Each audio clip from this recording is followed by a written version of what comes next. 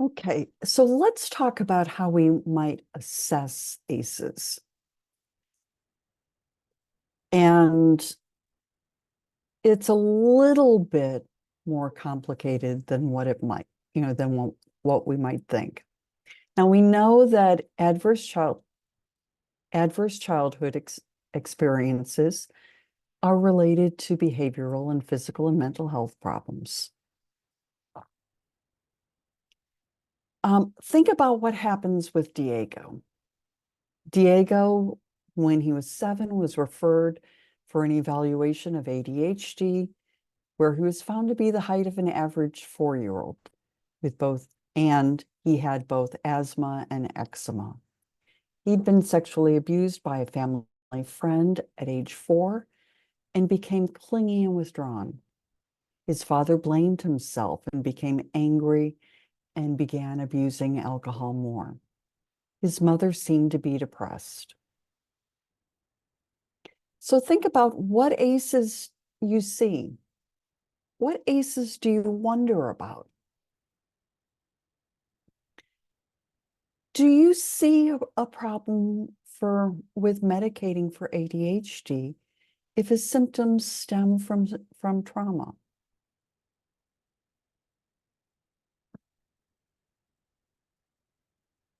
So I'm going to post a couple of links in or on D2L, one with a parent interview where you can see a psychologist interviewing a mom about what she's going or what's going on with her child. And by her report, he has an ACEs score of 3.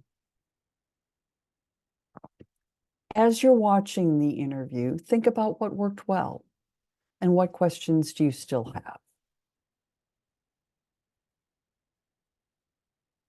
So this is from Nicolaitis 2002. And they were talking to people, to women with a history of domestic violence. And this woman says, on intake, I was asked all these screening questions, and I was both amazed and horrified to find myself answering yes, yes, yes, yes, to question after question. And it was then, at that moment, that I realized, my God, this does apply to me. Asking the questions can help people to understand what's going on and come up with an explanation that allows them to be self-compassionate. Now, here we're talking about an interview with the same child in the family. And think about the differences and how does he respond differently than than how his mom did. And also, you might want to be thinking about how his mom, think about why his mom responded differently. You might also consider why she might underreport or overreport certain kinds of things, and the same for the child.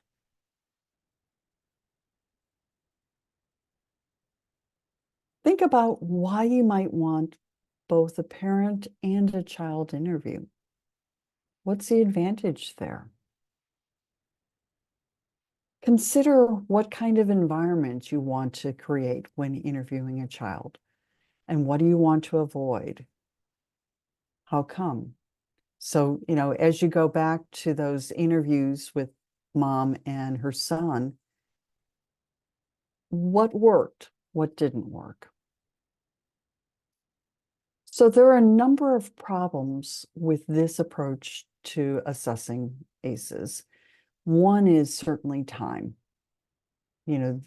Many pediatricians do not have time to have someone do a 15-minute interview. And certainly some people may actually do a longer interview. There may be some concerns about actually assessing and asking about sensitive information. So think about some of the things that we might do instead. This is actually from your book, one of the versions of the ACE that's in your book. Think about the advantages to this approach and its disadvantages. What would you get by asking something on paper as opposed to asking something orally? Would you get more information? Would you get less? And I'm going to say goodbye, and I'll see you in the next section. Take care. Bye-bye.